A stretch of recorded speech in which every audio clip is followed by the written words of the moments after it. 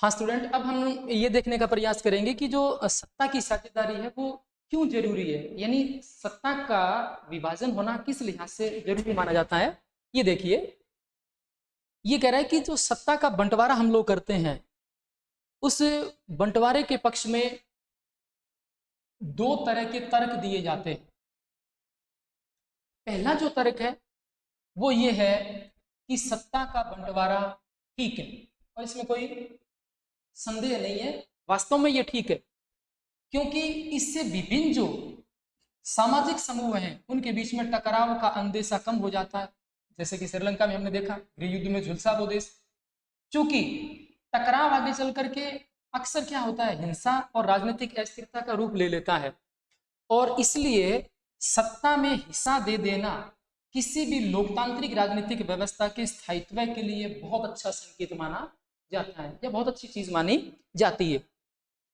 बहुसंख्यक समुदाय की इच्छा को बाकी लोगों पर थोपना, जैसा कि श्रीलंका ने किया, वो तात्कालिक तौर पर किसी एक समय पर तो लाभकारी हो सकता है, पर आगे चलकर ये चीज जो रहती है वो किसी भी देश की एकता और अखंडता के लिए बहुत खतरनाक साबित होती है, नुकसानदेह साबित होती है। क्योंकि अल्पसंख्यकों के लिए तो ये परेशानी पैदा करता ही करता है। अक्सर ऐसा होने से एक समय बाद ये चीज जो है वो बहुसंख्यक लोगों के लिए भी क्या बन जाती है, बर्बादी का कारण बन जाती है। इसलिए जो लोग पहला तर्क देते हैं सत्ता के बंटवारे के संदर्भ में, सत्ता की साझेदारी के संदर्भ में, उनका तर्क बहुत वाजिब है, बहुत समझदारी भरा तर्क है वो। और दूसरी चीज जो हम लोग देखेंगे वो ये कह रहा है कि सत्ता का जो बंटवारा है वो लोकतांत्रिक व्यवस्थाओं के ठीक है। इसके पक्ष में एक और बात भी हम लोग कह सकते हैं, और वो बात पहली बात से कहीं ज्यादा गहरी है, सार्थक है, महत्वपूर्ण है। और वो क्या है, सार्थक क्यों है, वो उस बात को ज्यादा महत्व क्यों मिला है, उसे हम लोग अभी देखेंगे। ये देखिए, ये कह रहा है सत्ता की जो साझेदारी है वो दरअसल किसकी आत्मा कहलाती है, लोकतंत्र की। यानी सत्ता की साझेदारी को हम लोग क्या कहते हैं, लोकतंत्र की आत्मा कहते हैं। इसलिए सत्ता की साझेदारी होना बहुत जरूरी है, क्योंकि लोकतंत्र का मतलब ही क्या होता है कि जो लोग इस शासन व्यवस्था के अंतर्गत आते हैं, उस देश के अंतर्गत आते हैं, उनके बीच सत्ता को बांटा जाए और लोग इसी डर्रे से रहें, मतलब इसी परंपरा को आगे से आगे चलाएं। इसलिए वैध सरकार वही है, वाजिब, जो अपनी सत्ता की जो साझेदारी है वो विभिन्न समूहों में करती है, या सत्ता की साझेदारी जो है उसके अंतर्गत विभिन्न समूह है उसमें शामिल होते हैं। ये एक वैध सरकार का लक्षण होता है, ये एक कानूनी और तर्कसंगत सरकार का लक्षण होता है। अब ये कह रहा है कि ये जो दो तर्क दिए गए हैं सत्ता की साझेदारी को लेकर के, हमने दो बातें हमें पढ़ी हैं कि वो क्यों जरूरी मानी जाती है। पहली बात इसने हमें ये बताई कि ऐसा होने से विभिन्न जो सामाजिक समूह हैं उनके बीच में किसी भी प्रकार का जो टकराव है उसको कम किया जा सकता है। और दूसरी बात हमने ये पढ़ी कि सत्ता की साझेदारी इसलिए जरूरी है क्योंकि इसको वास्तव में क्या कहा जाता है, लोकतंत्र की आत्मा कहा जाता है।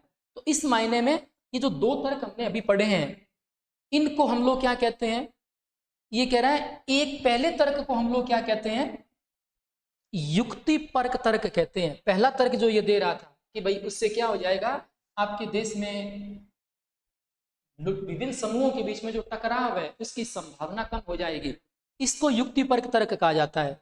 और ये युक्ति परक तर्क होता क्या है इसे भी हम लोग देखने का प्रयास करेंगे। जैसा कि आप जानते हैं, ये देखिए यहाँ बात बोले और भेद खोले में जब इस चीज को हम लोग देखेंगे तो यहाँ युक्ति परक लिख रहा है। ये क्या लिख रहा है, लाभ हानि का सावधानी पूर्वक हिसाब लगाकर लिया गया फैसला, यानी लाभ और हानि जो है उसको कैलकुलेट करके आप लोग को इस प्रकार का फैसला लेते हो, और पूरी तरह से नैतिकता पर आधारित फैसला अक्सर इसके उलट होता है। कहने का मतलब ये कि आपका ऐसा कोई फैसला जो लाभ और हानि का हिसाब लगाकर आप लेते हो, आपको लगता है कि ये फैसला लेने से हमें लाभ हो रहा है, तो आप लोग इसे लीजिए, और आपको ये लगे कि ये फैसला लेने से हमें लाभ नहीं हो रहा बल्कि हानि हो रही है, तो फिर आप लोग उस फैसले को टाल दीजिए। इसी को युक्तिपरक तर्क कहा जाता है। लेकिन ये युक्तिपरक तर्क जो है, इसमें नैतिकता के लिए कोई जगह नहीं होती है। मतलब यह नैतिकता के ठीक क्या होता है, उलट होता है। क्योंकि हमेशा जो चीजें लाभ को मद्देनजर रखते हुए की जाती है, जो फैसले लाभ को मद्देनजर रखते हुए लिए जाते हैं, वहाँ नैतिकता आ पाना या नैतिकता के लिए कोई जगह हो पाना ये स्वाभाविक नहीं होता। नैतिकता वहाँ हो भी सकती है और नहीं भी। इसलिए इस तर्क को हम लोग क्या कहते हैं, युक्तिपरक तर्क कहते हैं। अब हम लोग आगे ये देखने का प्रयास करेंगे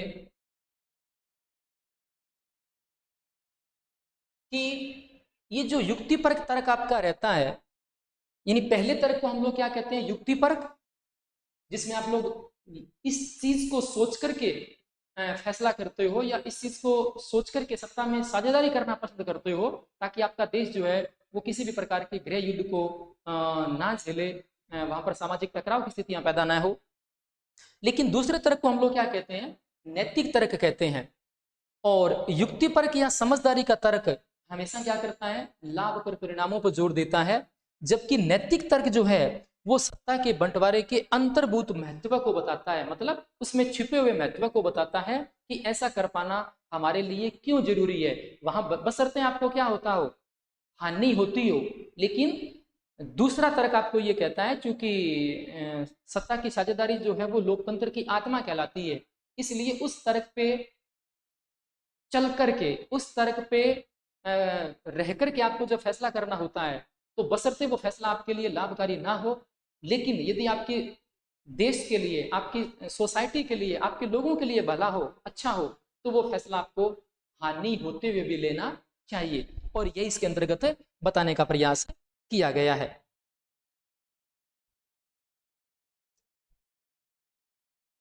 अब इसमें एक ये स्टोरी दी गई है, एक खलील नाम का जो बच्चा है, उसकी क्या उलझन है, एक समझाने का यह प्रयास कर रहा है कि वो एक किस तरह का बच्चा है और वो क्या चाहता है। तो आप उस खलील की उलझन का समाधान कैसे दे सकते हैं, उसकी उस समस्या से उसको आप लोग कैसे बाहर निकाल सकते हैं, इस चीज को हम लोग थोड़ा सा पढ़ते हैं। देखिए, ये कह रहा है कि एक स्टोरी बता रहा है कि वो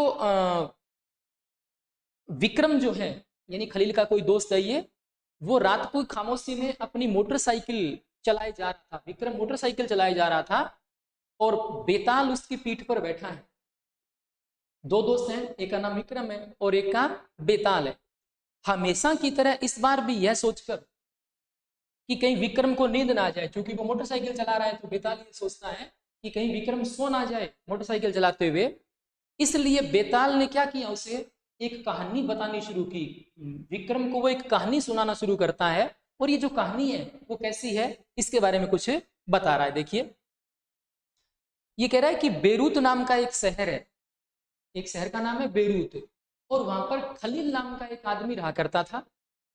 उसके माँ बाप अलग अलग समुदाय के थे, मतलब वो एक ही समुदाय के नहीं है, उसके मम्मी, उसके पापा किसी और समुदाय से हैं, उसकी मम्मी किसी और समुदाय से हैं, और उसके पिता ऑर्थोडॉक्स ईसाई थे और माँ सुन्नी मुसलमान थी। यानी ये दो समुदाय हैं। ऑर्थोडॉक्स ईसाई कौन है, उसकी, उसके पिता है, और उसकी माँ क्या है, सुन्नी मुसलमान है। आधुनिक शहर के लिए यह कोई अनूठी बात नहीं थी। कहने का मतलब बेरूत शहर में ऐसे बहुत सारे लोग रहते हैं जो अलग अलग समुदाय से हैं, इसलिए कोई अलग चीज नहीं थी। लेबनान में अलग अलग समुदाय के लोग रहते थे, मतलब लेबनान की बात है ये। और राजधानी बेरूत में भी बस जाते थे। लेबनान की राजधानी कौन सी बता रहे हैं, बेरूत में भी इसी प्रकार के लोग बसे हुए हैं जिनका समुदाय अलग अलग है, वे साथ रहते हैं, उनका मेलजोल भी है, और गृह युद्ध भी वे एक दूसरे से लड़ चुके हैं। वहां गृह युद्ध भी हो चुका है, विभिन्न प्रकार की चीजों को लेकर लोग आपस में लड़ चुके हैं। और खलील का जो एक चाचा है, वो एक ऐसे ही लेबनान के गृह युद्ध में मारे जा चुके हैं। अब आगे ये क्या बता रहे हैं आपको कि गृह युद्ध की समाप्ति के बाद वो लेबनान के सारे नेता हैं, वो मिलकर बैठते हैं और विभिन्न समुदायों के बीच में सत्ता के बंटवारे को लेकर कुछ बुनियादी बातों पर सहमति जताते हैं। मतलब ये चीजें बार बार लेबनान को न फेस करनी पड़े, इसलिए वो क्या करते हैं, एक दिन एक समझौता करते हैं और उस पर क्या सहमति जताते हैं वो देखिए। ये जो समझौता हुआ, उन नियमों में क्या कहा गया कि जो देश का राष्ट्रपति है वो मैरोनाइट पंथ का कोई कैथोलिक ही होना चाहिए। यानी देश का राष्ट्रपति का पद किस समुदाय को दिया जा रहा है वहां, मैरोनाइट पंथ का कोई कैथोलिक। सुन्नी जो मुसलमान है वो वहां क्या बन सकता है, प्रधानमंत्री बन सकता है। उप प्रधानमंत्री का पद जो है वहां वो किसको दिया गया है, ऑर्थोडॉक्स ईसाई को दिया गया है। और संसद का जो अध्यक्ष है वो पद वहां पर शिया मुसलमान के लिए निश्चित किया गया है। यानी देश के जो 4 बड़े पद हैं वो अलग अलग समुदाय के लोगों को दे दिए गए हैं लेबनान के नेताओं ने इस समझौते के तहत। और इस समझौते के अनुसार आगे से ईसाई जो है वो फ्रांस के संरक्षण की मांग नहीं करेंगे। मतलब जब भी आपस में इनकी लड़ाई होती है ना, तो वहां के जो लेबनान के ईसाई हैं वो फ्रांस से ये नहीं कहेंगे कि आप हमें बचाइए। और मुसलमान जो वहां के हैं वो पड़ोसी देश सीरिया के साथ एकीकरण की मांग छोड़ने पर सहमत हो गए। मतलब लेबनान में 2 बड़े समुदायों के लोग रहते हैं, ईसाई रहते हैं और मुस्लिम रहते हैं। तो ये जो समझौता हुआ, उस समझौते में ये तय हुआ कि आगे से जब भी किसी प्रकार को लेकर के, किसी बात को लेकर के लेबनान में कोई विवाद होता है, तो ईसाई तो किससे संरक्षण की मांग नहीं करेंगे, फ्रांस से। और वहां के मुसलमान ये धमकी नहीं देंगे कि भैया यदि ऐसा हुआ तो हम लोग सीरिया के साथ मिल जाएंगे। ये चीजें भी तय हुई। आगे क्या बता रहे हैं कि जब ईसाइयों व मुसलमानों के बीच में यह समझौता हुआ, तब तो दोनों की आबादी क्या बता रहा है वहां, लगभग बराबर थी। लेकिन बाद में जो वहां के मुसलमान है लेबनान के, वो स्पष्ट रूप से बहुमत में आ गए और दोनों पक्ष अभी भी उस समझौते का क्या करते हैं, आदर कर रहे हैं और उस समझौते को अभी भी मान रहे हैं। लेकिन खलील की दिक्कत क्या है, खलील को इस समझौते में बड़ी गड़बड़ लगती है, बड़ी दिक्कत लगती है, बड़ी परेशानी महसूस हो रही है। वह राजनीतिक महत्वाकांक्षा वाला लोकप्रिय व्यक्ति है। मतलब खलील कुछ बनना चाहता है, उसका यह सपना है कि वो कोई बड़े पद पर पहुंचे लेबनान में। लेकिन मौजूदा व्यवस्था के रहते वह सबसे बड़े पद पर पहुंच ही नहीं सकता। मतलब 4 जो समुदाय हैं वहां के, उन चारों समुदायों को वहां के बड़े पद दिए गए हैं, राष्ट्रपति का, प्रधानमंत्री का, उप प्रधानमंत्री का और संसद के अध्यक्ष का। ये चारों भी पद खलील को मिल नहीं सकते वहां की मौजूदा व्यवस्था के तहत। क्यों नहीं मिल सकते, वह न तो मां के धर्म को मानता है और न ही पिता के। अब देखिए यहां पर लोग समझते हैं वह मां के धर्म को नहीं मानता, मतलब खलील की जो मां है वो क्या है, सुन्नी मुसलमान है, ठीक है। जबकि खलील के पिता क्या है, ऑर्थोडॉक्स ईसाई। ओके, ये जो व्यवस्था वहां तय हुई है लेबनान में, उसके अंतर्गत क्या तय हुआ है, राष्ट्रपति कौन बनेगा, मेरोनाइट पंथ का कैथोलिक बनेगा। मतलब खलील वहां का राष्ट्रपति नहीं बन सकता। सिर्फ सुन्नी मुसलमान ही क्या बनेगा, वहां का प्रधानमंत्री बन सकता है। मतलब खलील के लिए ये चीज भी पॉसिबल नहीं है, क्योंकि वह अपनी जो मां का धर्म है, उसकी मां क्या है, सुन्नी मुसलमान, तो वो चूंकि मां और बाप के धर्म को नहीं मानता, इसलिए उसके लिए ये पद भी उसे नहीं मिल पाएगा। उप प्रधानमंत्री का पद वहां किसके लिए है, ऑर्थोडॉक्स ईसाई के लिए, क्योंकि उसके पापा क्या है, ऑर्थोडॉक्स ईसाई। लेकिन प्रॉब्लम क्या है कि वो पापा के धर्म को मानता ही नहीं है, तो ये पद भी वहां खलील को नहीं मिल सकता। और संसद के अध्यक्ष का पद वहां किसके लिए है, सिया मुसलमान के लिए। अब चूंकि खलील को ये पद भी नहीं मिल सकता, अब दिक्कत यहां क्या रहती है वो देखिए आगे क्या बता रहे हैं ये, कि भाई खलील वो न तो मां के धर्म को मानता है और न पापा के। असल में वह चाहता ही नहीं कि उसे किसी भी धर्म से जोड़कर पहचाना जाए। हालांकि ये बहुत अच्छी बात है, खलील हो सकता है आधुनिक सोच वाला कोई व्यक्ति हो और वो ये कह रहा है कि किसी भी व्यक्ति की पहचान में धर्म जो है वो आधार नहीं बनना चाहिए, तो बहुत अच्छी बात है ये। उससे ये समझ में नहीं आ रहा कि लेबनान भी अन्य सामान्य लोकतंत्रों की तरह क्यों नहीं चलता। यानी दुनिया के बहुत सारे लोकतंत्र और हैं, भारत है, अमेरिका है, तो वहां के लोकतंत्र जो है उनमें इस तरह की कोई बात नहीं कही गई है। तो फिर वो कह रहा है कि भाई लेबनान में ऐसी क्या परेशानी है, लेबनान का लोकतंत्र अन्य देशों के लोकतंत्र की तरह क्यों नहीं चल सकता। उसका कहना है सिर्फ चुनाव कराइए, हर किसी को चुनाव लड़ने की आजादी दीजिए, और जिसे सबसे ज्यादा वोट मिले वह क्या बन जाए, वहां का राष्ट्रपति बन जाए। बहुत अच्छी बात है, होना ही ठीक यही चाहिए, भले ही वह किसी भी समुदाय का हो। लेकिन उसके जिन बड़े बुजुर्गों ने गृह युद्ध देखा है, उनका कहना है कि मौजूदा व्यवस्था ही लेबनान में शांति की सबसे अच्छी गारंटी है। कहने का मतलब है लेबनान के इन समुदायों में जो लड़ाइयाँ हुई है, जो झड़प हुई है, जो अशांति वहां कायम रही है, उस चीज को लेकर के जो बड़े बुजुर्ग है वहां के, वो ये मानते हैं कि हमने उन चीजों को हमें दोबारा ना झेलना पड़े, इसी के लिए ये व्यवस्था की है। लेबनान के जो 4 बड़े पद हैं वो 4 समुदायों को दिए हैं, ताकि वहां के लोग आपस में इन चीजों को लेकर के लड़ाई ना करें। तो इसलिए वहां के बड़े बुजुर्ग कहते हैं कि जो मौजूदा व्यवस्था है, वहां की वर्तमान की व्यवस्था है लेबनान की, वो वहां पर शांति का सबसे बड़ा क्या है, प्रमाण है। मतलब इससे ज्यादा बेहतर कोई व्यवस्था हो नहीं सकती जो बेल्जियम के लोगों को क्या दे सके, शांति दे सके। अब देखिए, अभी कहानी खत्म भी नहीं हुई थी कि वो टीवी टावर के पास रुक जाते, मतलब चलते चलते कोई टीवी टावर आया और वे यहाँ रुक सकते थे। बेताल ने जल्दी से क्या कर दी, अपनी कहानी खत्म कर दी और अपना सवाल विक्रम से पूछता है। क्या पूछता है कि अगर आपको लेबनान का कानून फिर से लिखने का अधिकार होता तो आप क्या करते, क्या आप पुरानी व्यवस्था ही चलने देते या कुछ नया करते। बेताल विक्रम के और अपने बीच हुए समझौते को दोहराना नहीं भूला। अगर आपके दिमाग में स्पष्ट जवाब है तो आप फिर भी नहीं बताते तो आपकी मोटरसाइकिल जाम हो जाएगी और आप आगे नहीं बढ़ पाएंगे। अब क्या कह रहा है ये कि क्या आप बेचारे विक्रम को बेताल के सवाल का जवाब देने में मदद कर सकते हैं। यानी जो सवाल पूछा है बेताल ने, तो उस बेताल के सवाल का रिप्लाई जो है, जवाब है, वो देने में हम लोग विक्रम की मदद कैसे कर सकते हैं।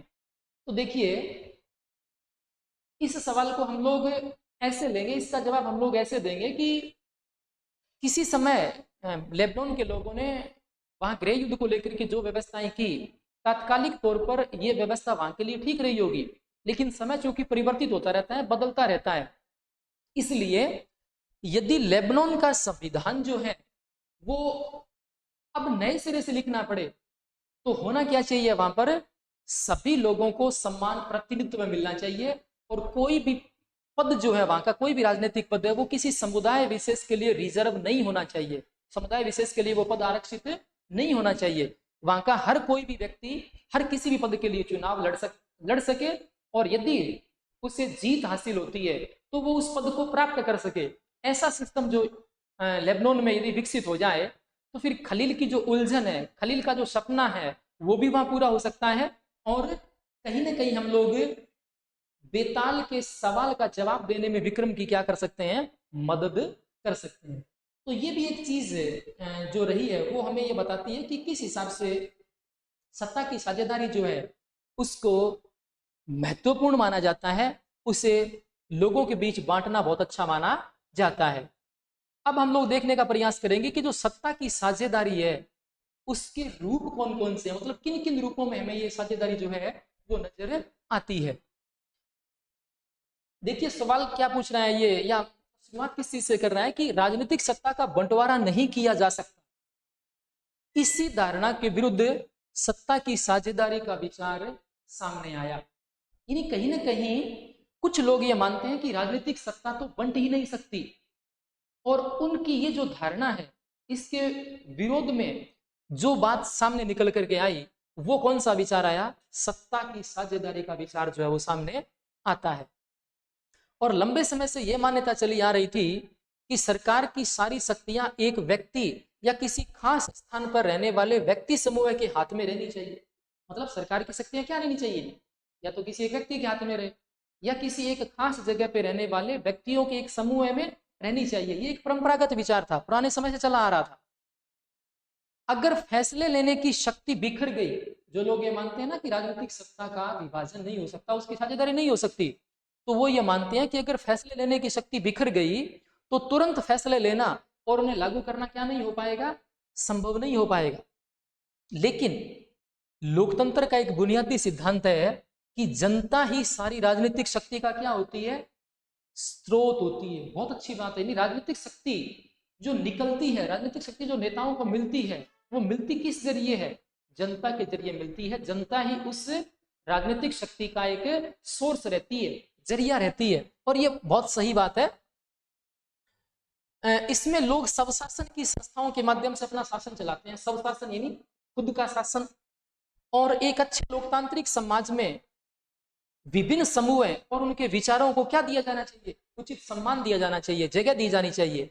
और जो सार्वजनिक नीतियां हैं वो तय करने में सबकी बातें शामिल होनी चाहिए। सार्वजनिक नीतियां तय करने में किसी भी एक समुदाय का रोल नहीं होना चाहिए, बल्कि मानने वाले सब लोगों की राय उसमें होनी चाहिए।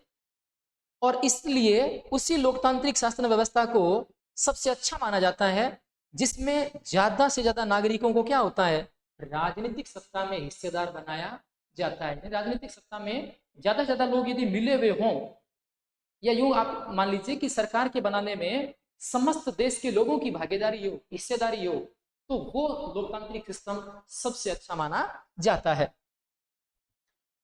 इसके बाद हम लोग यह देखने का प्रयास करेंगे कि आधुनिक जो लोकतांत्रिक व्यवस्थाएं हैं उनमें सत्ता की साझेदारी के कौन कौन से रूप हो सकते हैं, और कुछ एग्जाम्पल के तौर पे हम लोग देखेंगे कि किस किस हिसाब से सत्ता की साझेदारी के विभिन्न रूप जो हैं वो आधुनिक लोकतांत्रिक व्यवस्थाओं के अंतर्गत मिलते हैं या हम लोग देखते हैं।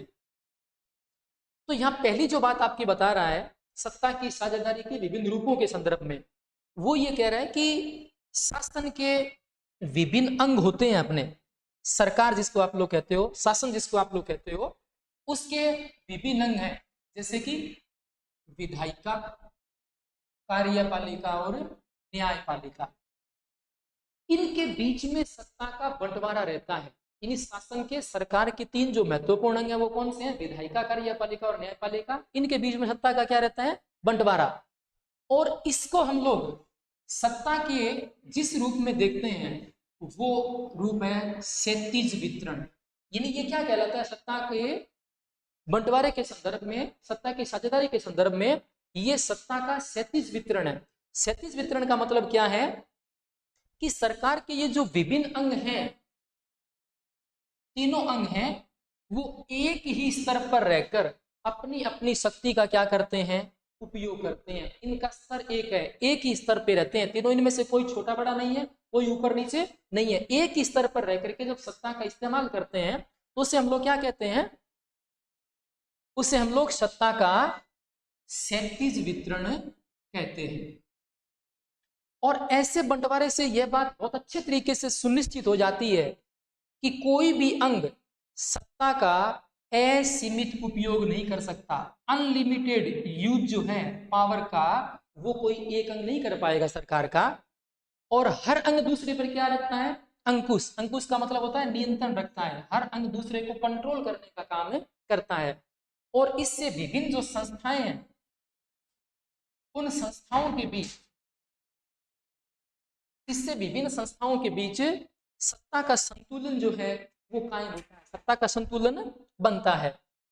हालांकि इस चीज के बारे में हम लोग कक्षा 9 में पढ़ चुके हैं और हमने देखा कि हमारे देश में कार्यपालिका सत्ता का उपयोग करती जरूर है। कार्यपालिका, जिसका दूसरा नाम आप लोग कहें तो मंत्री परिषद भी कह सकते हैं। कार्यपालिका का दूसरा नाम क्या होता है, मंत्री परिषद।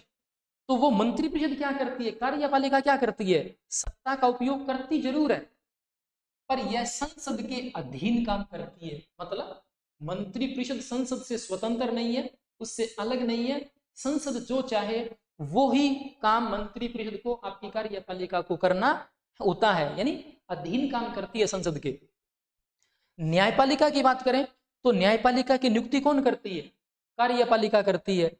पर न्यायपालिका ही क्या करती है, कार्यपालिका पर और विधायिका द्वारा बनाए गए कानूनों पर अंकुश रखती है। यानी बशर्ते जो आपकी न्यायपालिका है इसकी नियुक्ति कौन करेगा, कार्यपालिका करेगी।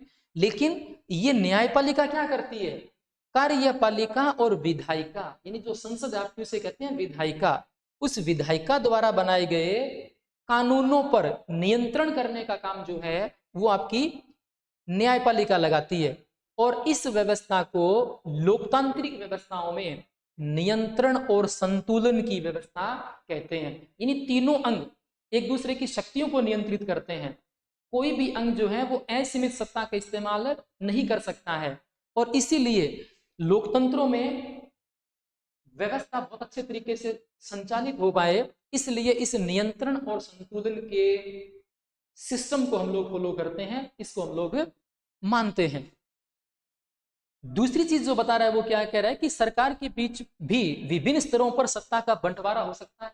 सरकार के स्तर पर जैसे पूरे देश के लिए जो एक सामान्य सरकार होती है, जिसको हम लोग केंद्र सरकार भी कहते हैं, जिसको हम लोग भारत सरकार भी कह सकते हैं, ये पूरे देश के लिए काम करती है। और दूसरे जो लेवल की सरकार है उसे हम लोग प्रांतों की सरकार कहते हैं, या राज्यों की सरकार कहते हैं, या क्षेत्रीय स्तर पर अलग अलग सरकारें हो सकती हैं। अमूमन भारत में हम इनको राज्य सरकारों के नाम से जानते हैं।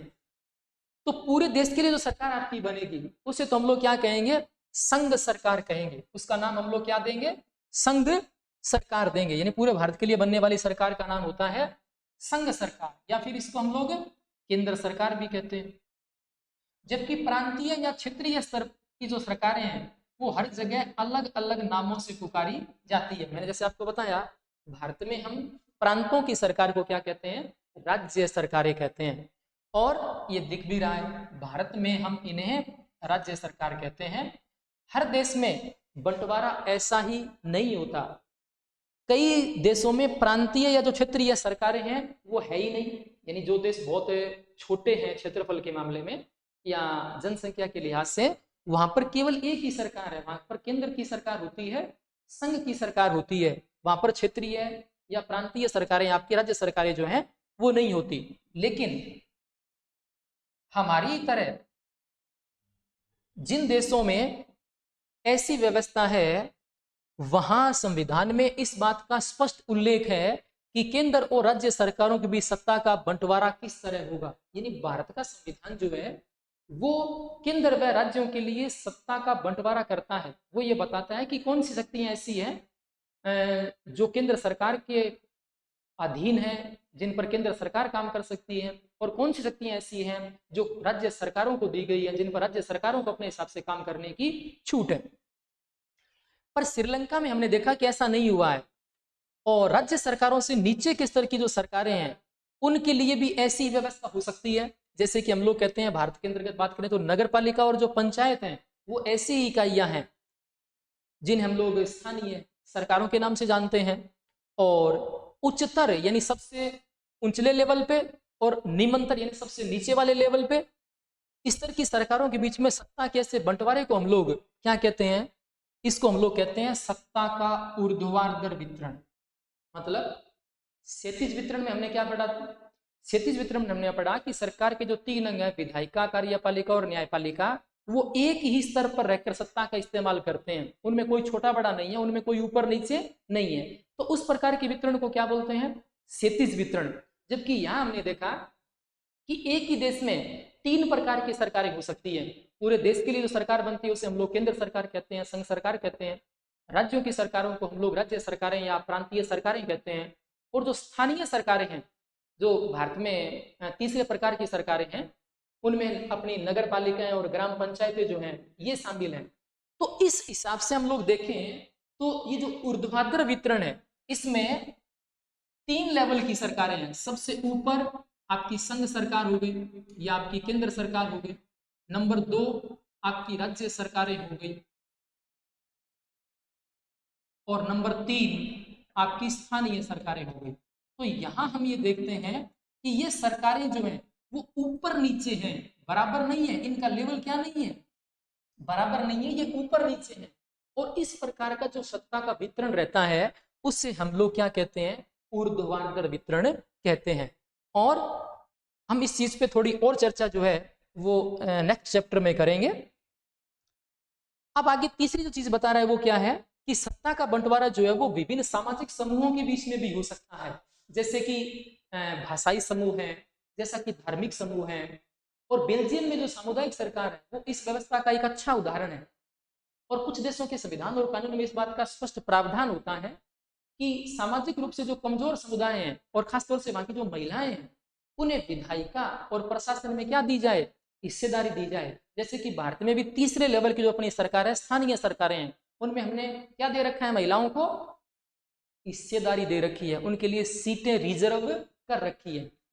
और पिछली बार आप एक ऐसी व्यवस्था के बारे में पढ़ चुके हो जिसको हम लोग कहते हैं आरक्षित चुनाव क्षेत्र वाली व्यवस्था। आरक्षित चुनाव क्षेत्र वाली व्यवस्था का मतलब ये रहता है कि जो सीट जिस भी समुदाय के लिए, जिस भी वर्ग के लिए आरक्षित है, उस सीट पर उसी व्यक्ति के या उसी वर्ग के व्यक्ति का, उसी समुदाय के व्यक्ति का चुनाव होगा। उससे हम लोग आरक्षित चुनाव क्षेत्र के बारे में पिछली बार पढ़ चुके हैं। और इस तरह की व्यवस्था विधायिका और प्रशासन में अलग अलग सामाजिक समूहों को हिस्सेदारी देने के लिए की जाती है, ताकि लोग खुद को शासन से अलग ना समझें। और सबसे बड़ी बात, अल्पसंख्यक समुदायों को भी इसी तरीके से सत्ता में उचित हिस्सेदारी दी जाती है और सामाजिक विविधताओं को शासन में भागीदारी देने के लिए अलग अलग तरीकों पर हम लोग सेकंड चैप्टर में और चर्चा करेंगे।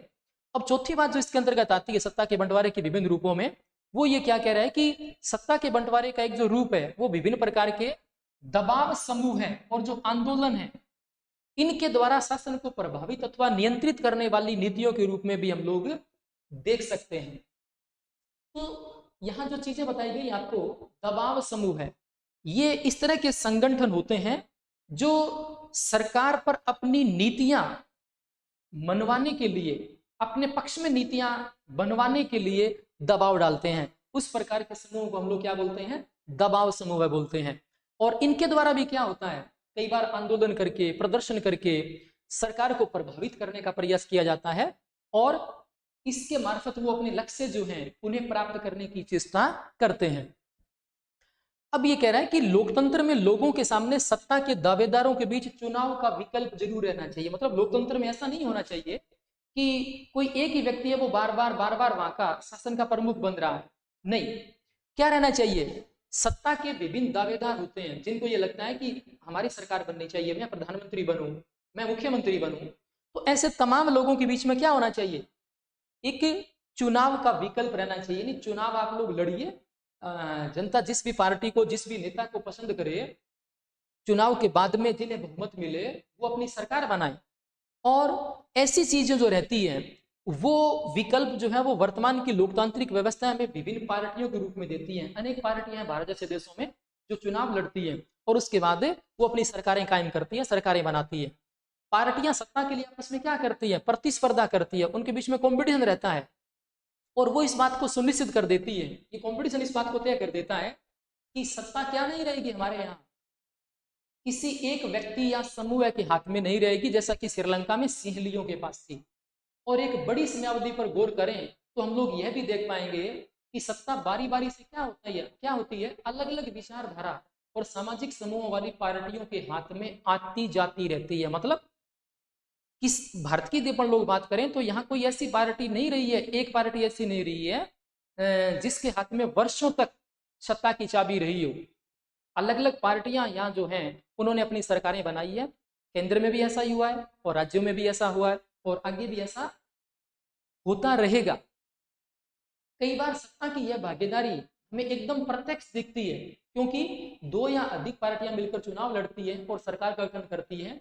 लोकतंत्र में व्यापारी लोग हैं, उद्योगपति हैं, किसान हैं अथवा औद्योगिक मजदूर हैं, ये कुछ ऐसे संगठन हो सकते हैं जिन्हें हम लोग हित समूह कहते हैं और वो केवल अपने हितों के लिए एक्टिव रहते हैं, सक्रिय रहते हैं। सरकार की विभिन्न समितियों में सीधे भागीदारी करके या फिर नीतियों को अपने पक्ष में बनवाने के लिए ये सरकार पर दबाव बनाकर भी क्या करते हैं, सत्ता में साझेदारी करते हैं। तो इन्हीं चीजों को हम लोग समझने का प्रयास ये करते हैं कि सत्ता की साझेदारी के कौन कौन से रूप हो सकते हैं। यहाँ हमने 4 रूपों में सत्ता की साझेदारी को समझने का प्रयास किया है। पहला जो वितरण आपको बताया गया सत्ता की साझेदारी का, उसमें कौन सी चीज आई है, सत्ता का क्षैतिज वितरण है। दूसरे में हमने देखा सत्ता का ऊर्ध्वाधर वितरण है। तीसरी चीज जो हमने देखी उसके अंतर्गत क्या आया कि विभिन्न भाषाई अथवा धार्मिक समूहों के बीच में भी डिवाइड हो सकती है। सत्ता की विशेष क्षेत्र के लोगों के लिए, जाति के लोगों के लिए आप सीटें रिजर्व करके उन्हें सत्ता में हिस्सेदार बना सकते हो। और चौथा, हमने देखा कि विभिन्न प्रकार के जो सामाजिक समूह हैं, जिन्हें हम लोग दबाव समूह भी कह सकते हैं, जिन्हें हम लोग व्यापारियों के, कर्मचारियों के, मजदूरों के संगठन कह सकते हैं, जो अपने हितों को लेकर सक्रिय रहते हैं और सरकार पर अपनी नीतियां जो हैं वो लागू करने का, अपनी नीतियां बनवाने का प्रेशर डालते हैं, दबाव डालते हैं। तो ये सब चार जो हैं वो हमारे सामने सत्ता की साझेदारी के रूप नजर आए हैं। अब यह एक बहुत अच्छी चीज जो पूछी जा रही है वो ये है कि यहाँ ये सवाल किया जा रहा है कि मेरे स्कूल में हर महीने क्लास मॉनिटर बदल जाता है, क्या आप इसे की भागीदारी बता रहे हैं? जी हाँ, बहुत अच्छी चीज है। आपके समझने के लिहाज से यदि ये कहा जाए तो जब हर महीने कक्षा का मॉनिटर जो आपके स्कूल में है, आपकी कक्षा का जो मॉनिटर है वो हर महीने बदलेगा, तो इसका मतलब ये है कि अलग अलग बच्चों को मॉनिटर बनने का मौका मिलेगा।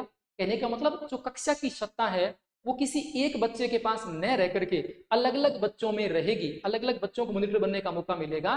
तो ये सत्ता की साझेदारी का बहुत अच्छा नमूना है, बहुत अच्छा उदाहरण हम लोग देख सकते हैं, जिससे सत्ता में अनेक बच्चे जो हैं वो समय समय पर भागीदार बनते हैं और उन्हें अपनी कक्षा का प्रतिनिधित्व करने का अवसर मिलता है। ठीक यही व्यवस्था पूरे देश के अंतर्गत होनी चाहिए। जब कोई एक ही व्यक्ति, एक ही वर्ग, एक ही समुदाय जो है उसी को सत्ता में भागीदारी करने का अवसर ना मिले, बल्कि समस्त देश के लोगों को, समस्त समुदायों को, समस्त क्षेत्रों को सत्ता में अवसर मिले, हिस्सेदारी मिले। और एक लोकतांत्रिक व्यवस्था के लिए ये चीज बहुत जरूरी भी मानी जाती है, ताकि लोकतंत्र का संचालन बहुत बेहतर तरीके से हो पाए। इसके बाद की बात जो रहेगी वो अपन चैप्टर सेकंड में पढ़ेंगे कि किस किस तरीके से दुनिया के अंतर्गत ये जो विभिन्न चीजें हैं वो काम कर रही हैं, और सत्ता की साझेदारी को लेकर के और कौन से कंसेप्ट आए हैं, कुछ जो क्वेश्चंस आपके रहते हैं, इनके भी सवाल जो हैं वो ढूंढने का प्रयास हम लोग करेंगे, और ये चीजें जो हैं वो हम कल देखेंगे। Thank you.